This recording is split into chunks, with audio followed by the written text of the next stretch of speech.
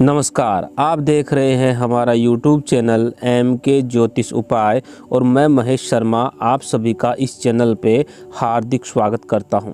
दोस्तों, पिछले वीडियो में हमने बात की थी काल सर्प दोष के बारे में और साथ ही जाना था काल सर्प दोष के प्रमाण के बारे में, यानी काल सर्प दोष कैसे बनता है, क्या होता है और इसका प्राचीन प्रमाण क्या है, इस विषय पे हमने बात की थी। और आज हम बात करेंगे काल सर्प दोष के प्रकारों के बारे में कि आपकी कुंडली में काल सर्प दोष अगर बना हुआ है तो वो किस प्रकार का काल सर्प दोष है और वो आपको क्या प्रभाव देने वाला है। लेकिन इससे पहले हम बात कर लेते हैं कि सिर्फ क्या काल सर्प दोष सिर्फ बुरा प्रभाव देते हैं, क्या बुरा फल ही देते हैं?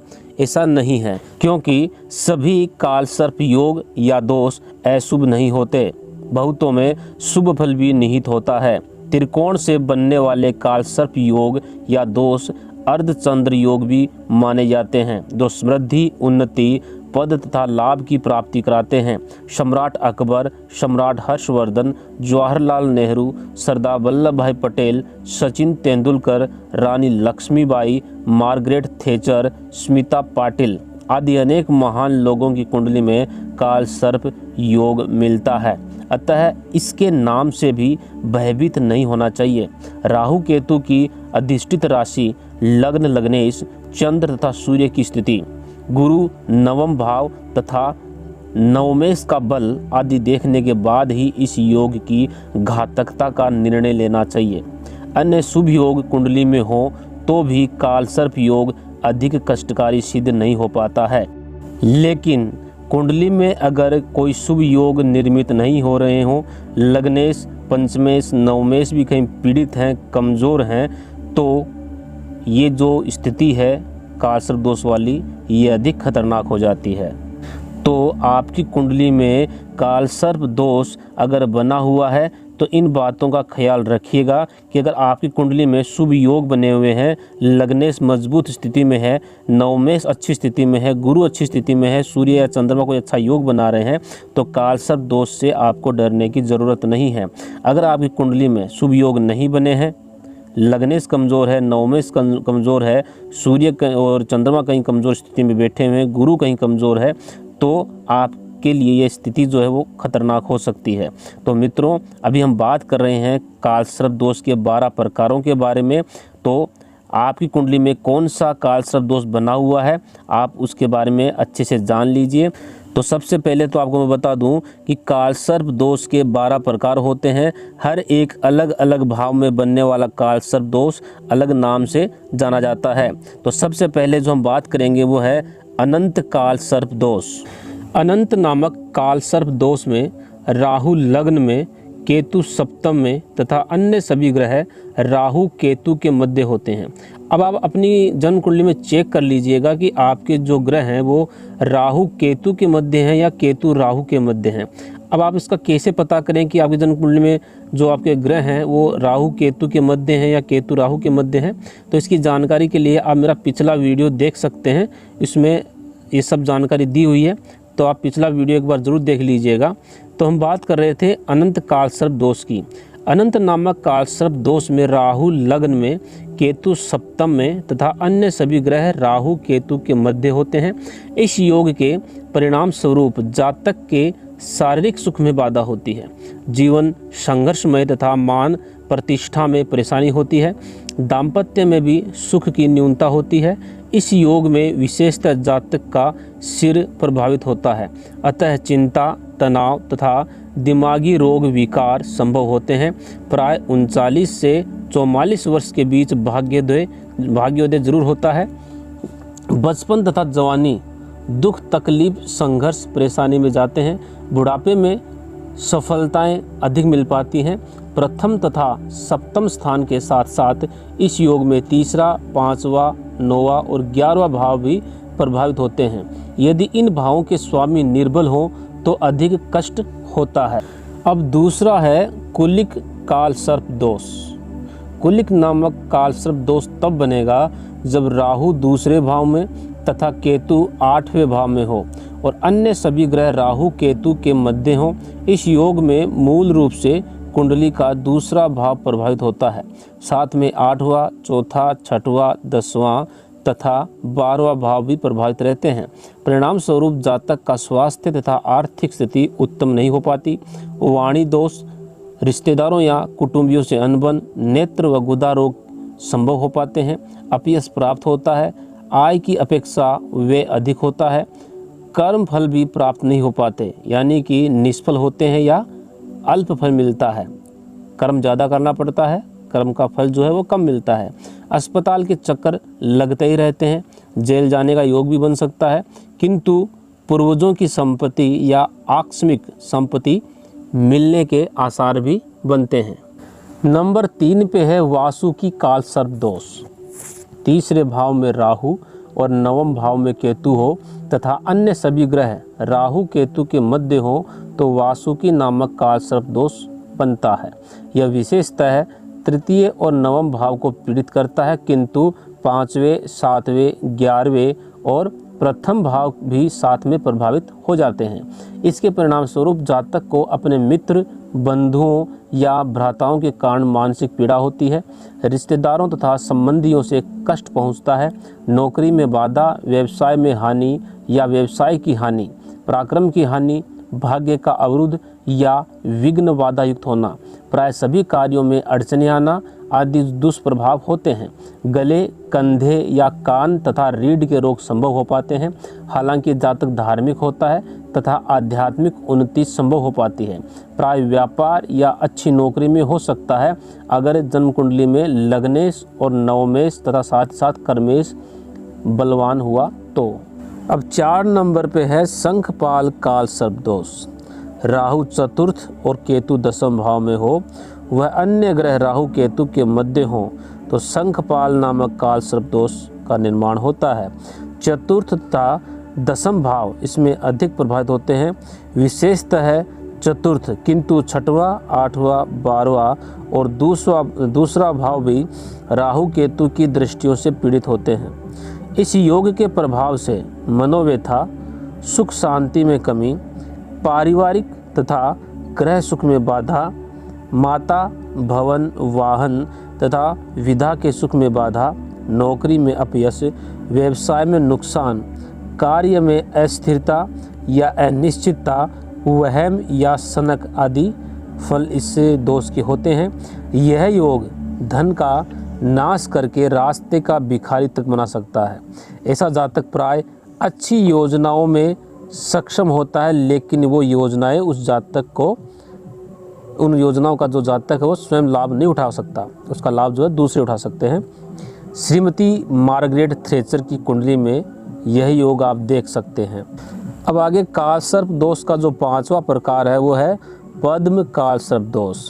पद्म नामक काल सर्प दोष तब कहा जाता है जब राहु पंचम में हो और केतु एकादश भाव में हो तथा अन्य सभी ग्रह राहु और केतु के मध्य में स्थित हों। इस योग में 5वां भाव विशेषतः प्रभावित होता है।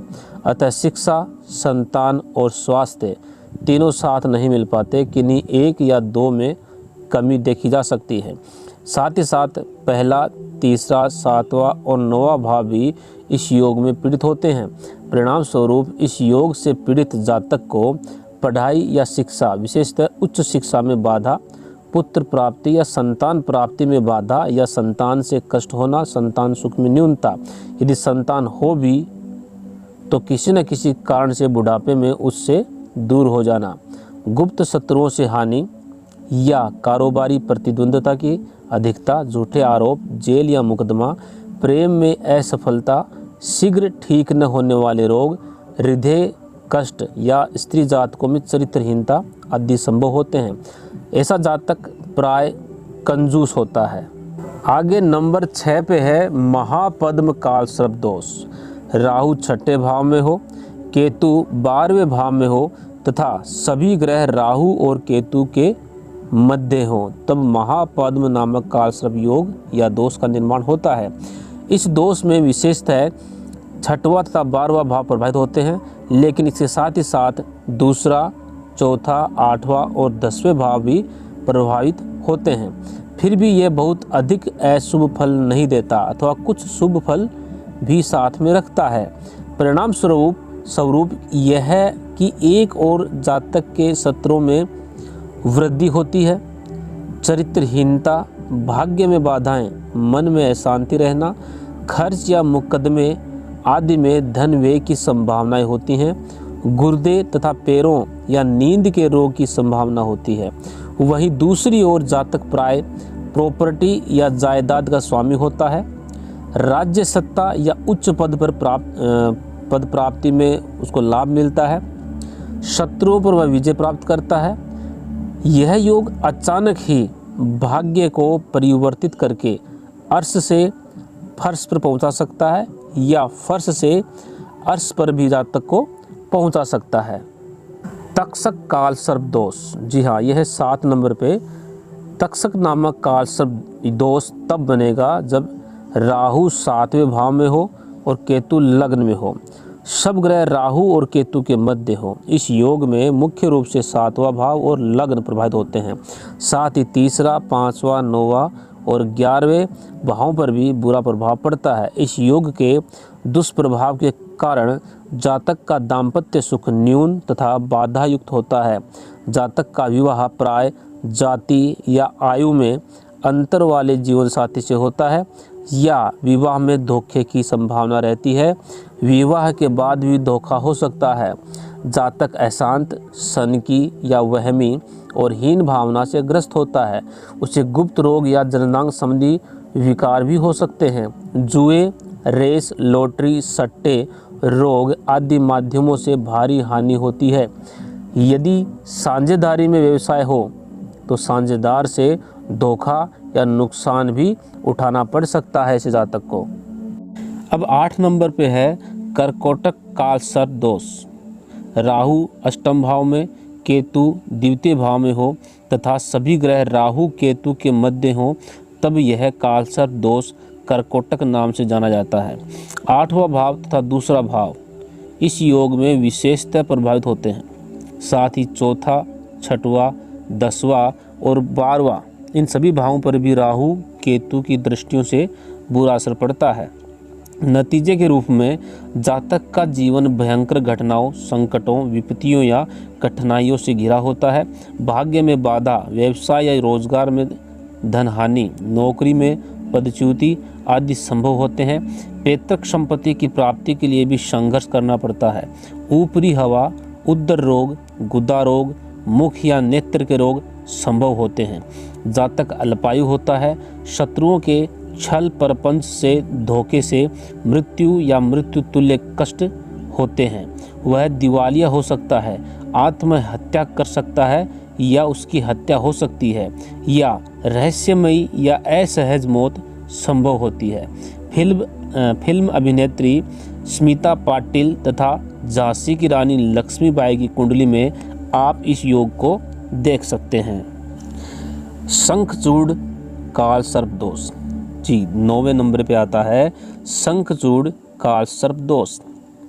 यह काल सर्प दोष तब बनेगा जब राहु 9वें भाव में हो, केतु 3रे भाव में हो तथा सभी ग्रह राहु केतु के मध्य हों। इस योग में 9वां भाव मूल रूप से प्रभावित होता है। साथ ही पहला, 3रा, 5वां, 7वां और 11वां भाव भी प्रभावित होते हैं। परिणामतः भाग्य धूप छांव दिखाता रहता है। जातक के जीवन तथा उपलब्धियों में स्थायित्व नहीं हो पाता। उसे अपने धर्म कर्म का पूर्ण फल नहीं मिल पाता है, अतः धर्म हानि व कर्म हानि होती है। नवमेश बलि न हो तो प्राय जातक स्वयं भी पाखंडी तथा धर्म के नाम पर या धर्म स्थान पर भी राजनीति करने वाला होता है। गुरु तथा महानुभाव तथा देवताओं की कृपा प्राप्त नहीं हो पाती। पाप कर्मों के लिए जातक प्रेरित होता है। पैतृक वस्तुओं से नुकसान, साझेदारी में नुकसान, व्यवसाय या दुकानदारी में अनायास धनहानि, उच्चाधिकारियों से मनमुटाव तथा पूजा आदि का भी विपरीत फल इस जातक को मिलता है।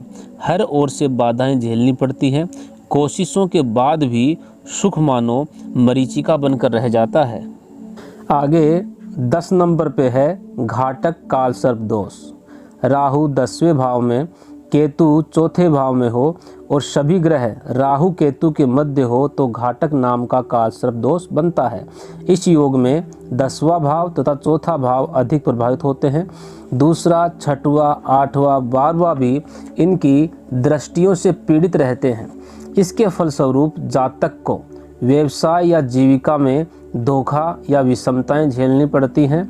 लाभ के बाद अचानक बड़ी हानि होने के कारण जातक की ऋणी होने की संभावनाएं बढ़ जाती है, यानी जातक पे कर्जा बढ़ जाता है। संतान तथा धन के कारण दुख प्राप्त होता है। पुत्र की अस्वस्थता, धर्म की हानि, खर्चों की अधिकता, सद्कर्मों का अभाव तथा जातक का राजनीतिज्ञ होना भी संभव हो पाता है। इस योग के कारण जातक दादा दादी, नाना नानी, पिता माता आदि का सुख प्राप्त नहीं कर पाता। अक्सर तो वह इनको जीवित ही नहीं देख पाता। अन्यथा कारण जो भी बने, इनका सुख उसे दीर्घ काल तक नहीं मिल पाता। साथ ही घुटने, छाती, हृदय या फेफड़ों के रोग भी जो है जातक को झेलने पड़ सकते हैं। नंबर 11 पे है विषधर कालसर्प दोष। विषधर नामक कालसर्प दोष तब बनता है जब राहु 11वें भाव में हो, केतु 5वें भाव में हो तथा अन्य सभी ग्रह राहु और केतु के मध्य स्थित हो। इस योग में 11वां तथा 5वां भाव मुख्य रूप से पीड़ित होते हैं। पहला, तीसरा, 7वां और 9वां आदि भावों पर भी दुष्प्रभाव पड़ता है। परिणाम स्वरूप धन, विधा तथा पुत्र में से कोई एक ही मिल पाता है। जातक आवेश में आकर अपना ही नुकसान कर बैठता है या हट, अहम या जोश आदि के कारण गलत निर्णय लेता है। जीवन संघर्षमय तथा दुखांत बन जाता है।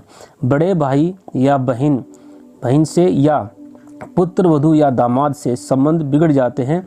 पिंडली, कान, पेट या हृदय के रोग बनते हैं। पागलपन तथा अनिद्रा आदि रोगों की संभावना भी बनती है।